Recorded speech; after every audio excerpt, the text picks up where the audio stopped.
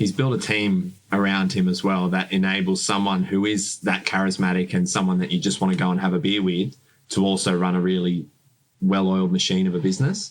So that's knowing your game and executing it. You're listening to Elevate, the official podcast of Elite Agent magazine for real estate industry sales professionals, property managers, and leaders. Each episode, we bring you behind-the-scenes coaching, news analysis, exclusive interviews, technology, and more to help you list more, sell more, and elevate your results. To subscribe to the magazine, visit eliteagent.com.au/subscribe. Here is your host, Samantha McLean. So welcome back to another episode of the Elevate podcast. I'm Samantha McLean, and again joined this week by Adam Bryant and Bobby Reynolds. Welcome again, guys. Good to be back. So this is the second of a two-part podcast takeover while we were at ARIC, just to give everyone a bit of a break from me. Not that anyone needed it, but... Which I'm sure that everyone loved. And this week we've got Alex Mintorn from McGrath, and he was one of the most popular speakers at ARIC, right? What did you guys take away from him? I actually said to him that he was my favourite speaker on the day, and I wasn't just saying that to butter him up. Like, I meant that. You know, I really connected with the way that he presented his talk. He was so real and down to earth, and as I mentioned in the last podcast, he's not really a systems guy, which I can relate to a bit. And to see how much success he can still have doing it his way is great. He's built a team around him as well that enables someone who is that charismatic and someone that you just want to go and have a beer with to also run a really well-oiled machine of a business. So that's knowing your game and executing it well, I think. Absolutely. And he's in a really competitive area too, that Upper North Shore area. He's got a very discerning level of client, and the social aspects of getting along with people really, really, really important. It has to be. So apart from podcasting and doing our story, which we talked about last week, you guys were super busy at ARIC because you were also manning the cameras at some times, because we were asking some of the delegates what they would say if they were on the ARIC stage. Yeah, I thought that was a really cool twist on this year. And if you were on the ARIC stage, what would you say? What would your message be to the industry? I mean, it's coming from the horse's mouth. It's coming from actual agents. Not every speaker that was at ARIC this year was an agent. Some of them are coaches and etc. But 100% of the people that we had on our little green screen was an agent. Anything interesting that... I thought an interesting theme came up. As important as innovation is, I think everyone from the conference and from what they're doing that's working for them in the business, they're acknowledging the fundamentals are still where it's at. They're acknowledging that having your day organised, making sure you're calling people, making sure you care about people, the fundamentals are still what's key. And people know that, people see that, people get reminded of it from things like ARIC though. I heard face-to-face, belly-to-belly. I've never heard belly-to-belly before, but I love it. That was from the Kiwis. That old chestnut, yeah. That's pretty close. Yeah, it's interesting. I think the difference from me, and particularly around the expos, in expos past, particularly the last couple of years at ARIC, we've seen a lot of technology, like shiny objects everywhere. But something I've been saying for a while is technology is both your greatest enabler, but also your greatest distraction. Yep. It's a complement, not a takeover. And I think that human message was actually a really nice one at ARIC. The reason that we did the green screen and the covers was because we do 6 covers a year, so it's really hard to get on the cover. And ARIC choose 15 agent speakers every year, so it's really hard to get to speak. But I think, a lot of agents, particularly one stood out for me, Lisa Novak. She said, agents don't need to be taught to be $1 million agents straight off. They just need to be taught to be $100 agents. Like, how do I get my first listing? How do I get my first sale? Then how do I move up from that? And then how do I move up from that? What do you guys think about that? Was there a good balance of $1 million agent versus new agent? For me, the majority of people that I filmed were younger or were newer to it. Yeah. And as Adam mentioned, it's good that they have a good grasp of what the fundamentals are and what they have to do. One thing that I was kind of talking to a lot of people about as well, which we talk about a lot, is content. Even if it's doing something like talking on video, which you're not that used to, these are the things that you got to do in the future. If you want to create content and get on their Facebook and on their mind, you've got to have content. And that means doing things that you're uncomfortable with initially, including being on camera or being on video. So that's what we're trying to tell people. Even if they're a bit nervous, it's good to start here. There's no pressure. No one's judging you. And if you're happy with it, then you can share it. It's good content for you as well. Yeah, absolutely. I think it's a good concept, what Lisa was talking about that you just mentioned. You can't be $1 million agent if you don't know how to be a $500,000 agent. Knowing how to layer on the progress, I think, is really important. Now, you guys came back and then I saw you on Instagram again with a sold sign up in your area. So obviously you guys either don't sleep or you just work 24/7. Was there anything at ARIC that you just went, yep, I'm implementing that straight away when I get back home? Probably not that we'll implement straight away, but easily my favourite thing that I cannot wait to implement is the concierge thing, which you'll hear about in this episode. So I won't say too much more about that, but that blew me away. And you, Bobby? I think something that I took away this year was that a lot of the things that the successful agents are doing, we're doing as well. And all it is that they've been doing it for a lot longer than us. So something that I took away was I just got to keep doing the same thing. On the right path. And we could get to that stage where we could be on the stage of ARIC. We'd both love to do that. All we got to do is keep doing what we're doing, and we just need time. That's it. Hashtag Adam and Bobby 2020. 2020, 2021. Yeah. We're coming. I'm totally behind you on that one. Thank you. So let's talk about Alex for a second, because this was a really good chat. Again, I had a listen to this one and you talked a lot about teams. How important do you think team structure is now to the scaling of, let's just say, your business? Because I'm sure there was a reason that you were asking Alex these questions. I think it's massive. Like we touched on before, you've got to really be honest with yourself in terms of where your strengths lie, because if you're just going to continually hire people who are the same as you, you're going to end up with the same holes in your business.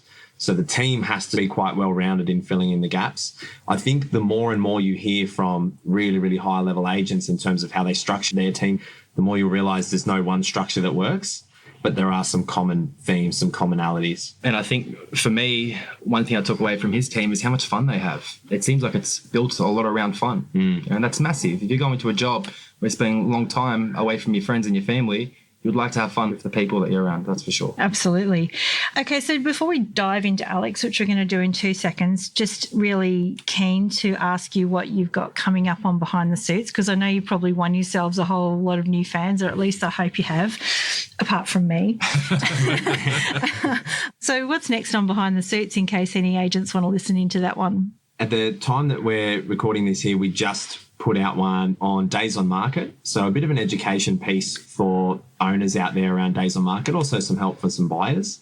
The theme will continue in terms of the common questions that pop up for buyers and sellers. That's what our topics are going to focus on. And one thing that I just want to touch on as well, for any of the people that I spoke to at ARIC about starting a podcast, keep yourselves accountable, guys. Like you said, you can do it. We said that it's pretty easy to start a podcast. All you got to do is do it.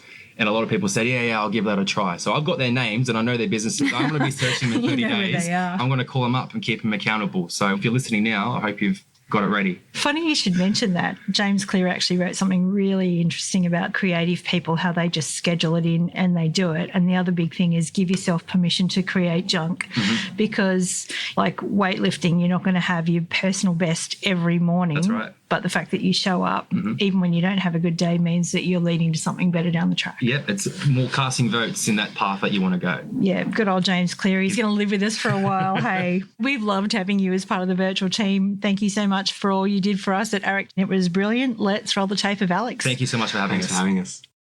We'll dive straight into it. Your ARIC presentation focused on 10 key ideas for a successful real estate career. Number 10 was to remember to have fun. And from your talk yesterday, we could tell that's a big part of everything you do in your business. You're down to earth, you're very relatable, which is easy for a lot of people in the crowd to connect with as well. So we thought there would be great value for our listeners of the show to hear the 9 other key ideas that you've got and how you incorporate fun into each of them. So number 1 is assembling the right team. That was the first thing you wanted to share with everyone. How have you gone about creating your team?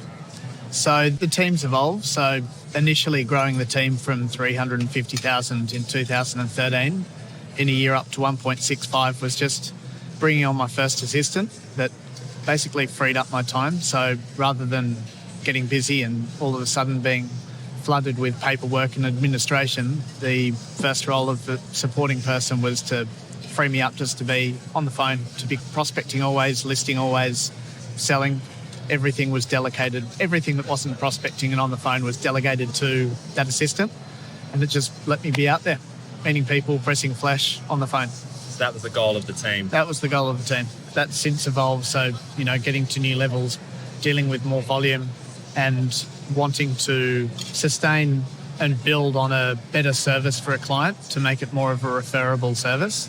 All of a sudden I'm bringing in specialists in the team, like a buyer specialist, a BDM specialist, and a marketing specialist. So how many in the team at the moment? There's 4, including myself. Okay, big team. And marketing specialist, yourself, an assistant, and a BDM specialist. Yeah, so marketing and assistant, they're in the same hat. Yep. There's a BDM who's responsible for finding prospects, finding opportunities, hotspotting around listings like door knocking, calling. And then there's a buyer specialist whose job is just to speak with buyers. Right. So if we're doing a 2-stage process, stage 1 being an off-market before going to market, I can list it, give Jimmy the paperwork, and he's got 7 buyers that he can think of off the top of his head that he can direct to the property. Well, look, we loved how fun you made prospect in your office as well. Yep. By adding friendly competition and a social aspect. Could you talk a little bit about how you do that and why? I think you need to make prospecting easy to do it often. Right, and having fun with prospecting. Like, I've been a telemarketer all my life, previous to real estate as well as real estate, right. And you can't do it for a long time unless you enjoy it. So within the team, we often bring other teams into the McGrath Wurrunga office to prospect with us. It's competitive, it's fun, there's hooting, there's bells ringing, like it's making an event of the occasion, and that's once a week, so it's not too much.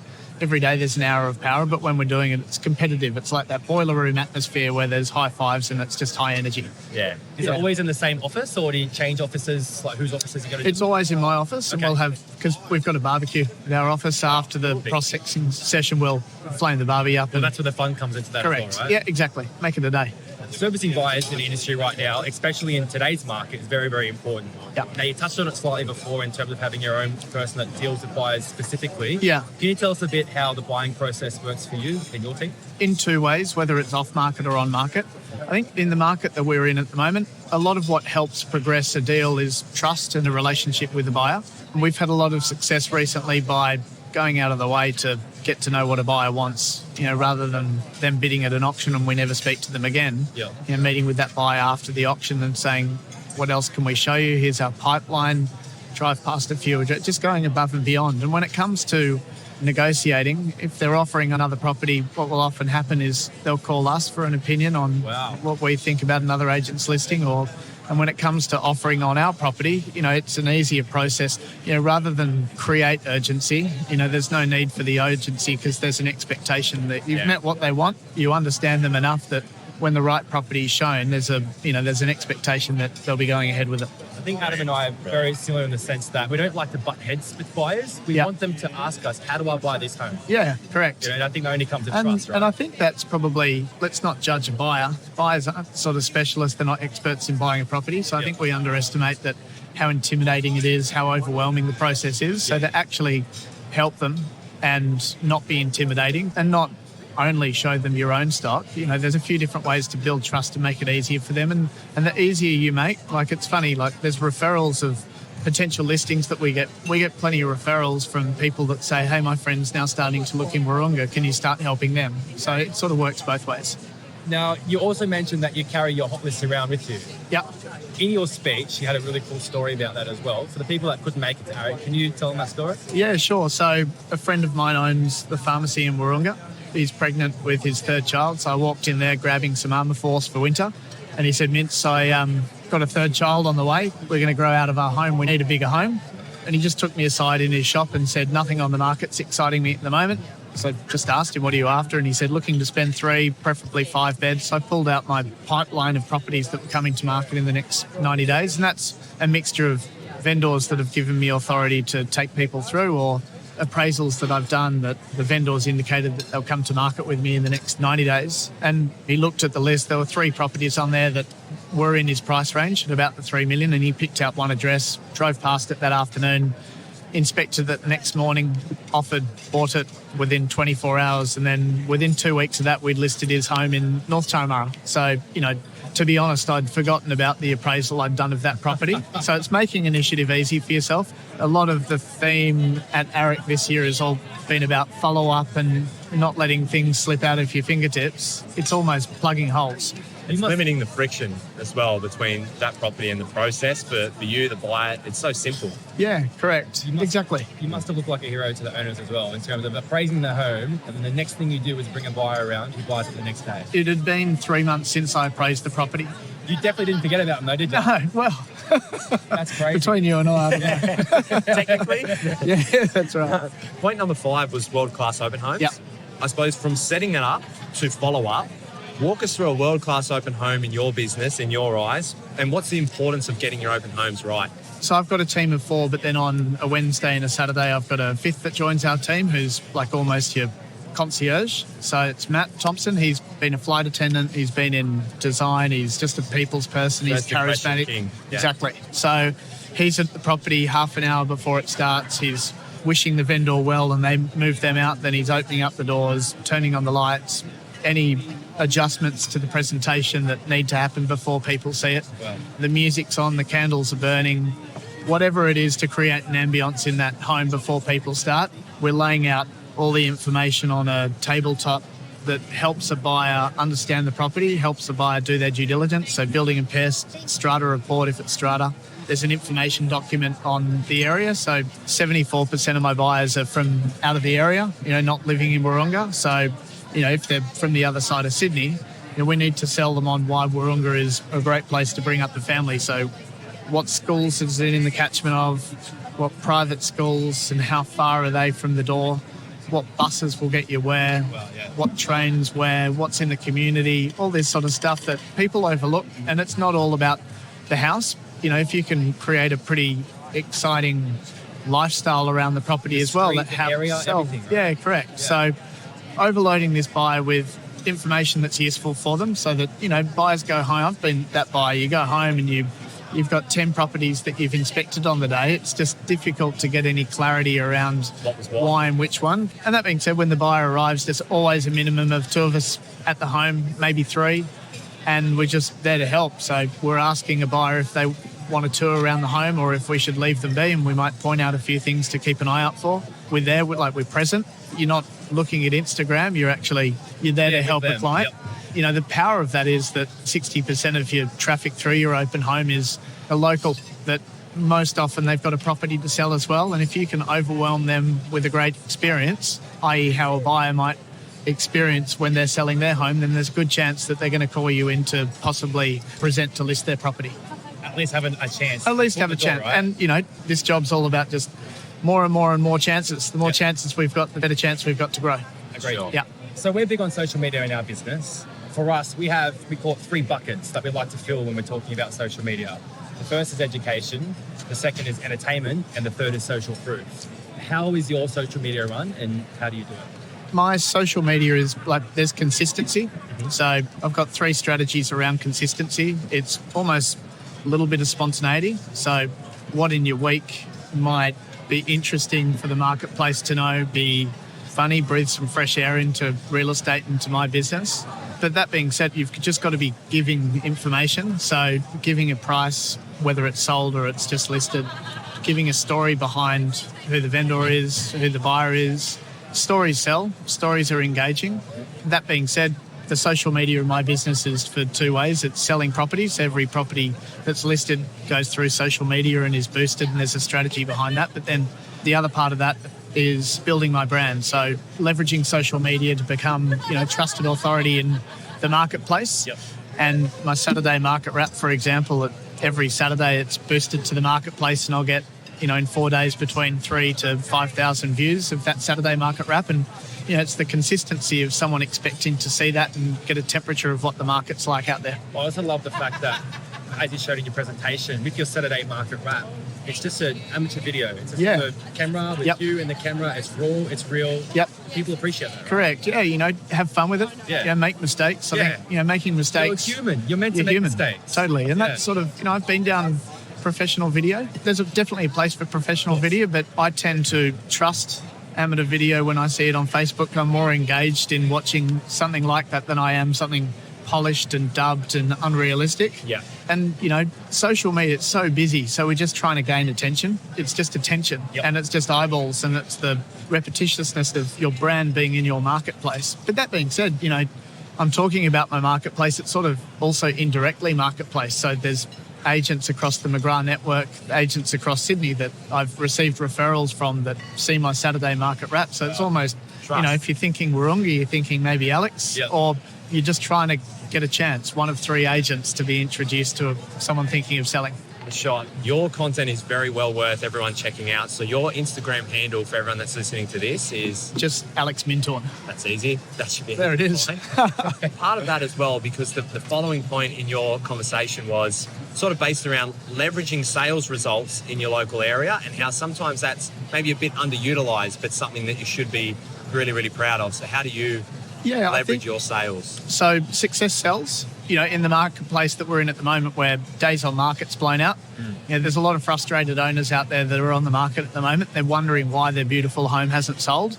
And so if you're out there singing the tune of another one sold, and it's all the truth, 120 inspections, 4 contracts sold in 28 days, to give the facts, to be repeatedly going to the marketplace with success stories and a case study of how it happened and the strategy behind it and what actually happened behind the sold sticker. There's 3% of people trading in the marketplace at the moment. There's 12% of people that in the next 90 days that will be trading in the marketplace. So it's almost that, the reticular activation system where if you start thinking of buying a car and that favourite car, you keep seeing it. See it everywhere, right? If you're in early days of looking to sell your house, and all you're seeing is signboards, you're going to gravitate to the signboards with the sold stickers because something's actually happened. It's a data point. So true. To one, target them, but to also target anyone that's not thinking of selling, to almost ensure that you're in the door before the process actually begins. That's something I'm all over and have been for the last sort of 6 years, and it's letterbox drop, so at least 4,000 to 5,000 a week still. Cold calls, hot spotting, door knocking, all the basics. Nothing new, nothing rocket works, science. Yeah, it works. Consistency, I Absolutely. think, Consistency as well. Yeah. So I think it's undeniable that we are moving towards, a more digital world. Yeah. It's becoming more and more important in the real estate space for technology. What technology are you using in your company and how is it giving you an advantage? Ghost voicemail. The cut through with ghost voicemail is just crazy. Tell us your results. I remember you speaking about this. So the first time I did ghost voicemail was about 6 months ago, and I'd had a successful auction in Wahroonga, and the market had literally just gone into a little bit of a freeze. So I recorded it's as simple as get your voice recorder out on your phone, record a message, which was, "Hi, it's Alex from McGrath Estate Agents. Haven't seen you in a while. We just had a great success at auction of 14 Woonona Avenue, 6 contracts issued, 6 registered bidders and sold under the hammer for 5% above reserve. We might have met your buyer. If you're thinking of selling or in the next 12 months, call me. I might have met them." I sent that exact message to 4,000 contacts in my database.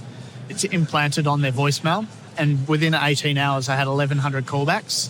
Oh, And in It's a big day. big That's a day. big day. Yeah. It was drop everything and just take calls. Make the KPI calls for that day. Yeah, it was right. We listed 7 properties in 7 days, and it cost $157. Wow. Like, it was frightening.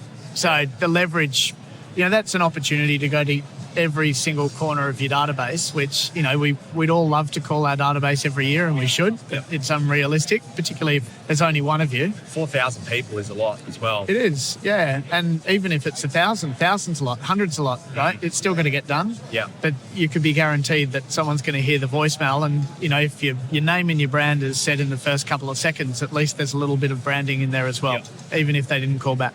Point number 9 of your presentation, for me, was probably one of the most important points across the whole day and across the whole conference so far as well. You're a product of who you spend your time with. Yeah. Right? So who do you hang out with? Who do you talk to and why? Well, I've just spent 15 minutes with Stefan Bertram from our Ride office, McGrath Ride. 28 years old, sells 80 properties a year, right, sort of in excess of $2 million a year, and just a brainchild of real estate. I've almost felt like a 15-minute coaching session out there with him, helping me in my business and giving me some ideas. And so Stefan's someone that I'll talk with a couple of times a week. There's Will Ainsworth from our Geelong office, who a gun, he's selling sort of 100 to 130 properties a year, and I'm not a systems person, so to discuss systems with an expert in that field is, a learning experience, plus the energy that these guys have to be able to plug into it when you're having a bad day and be energised. Yeah. Peter Chauncey from our Crow's Nest office, McGrath Crow's Nest, he's just a gun and continues to turn up every year and better what he did last year, which is just crazy numbers in a super well-oiled business. It's You are who you hang around. These people, they change your mindset, they alter your benchmarks, they keep you on. It's competitive, it's fun, and, you know, it's exciting to hang around people that actually push you on the edge of your seat and challenge you. You know, that's what life's about. Perfect.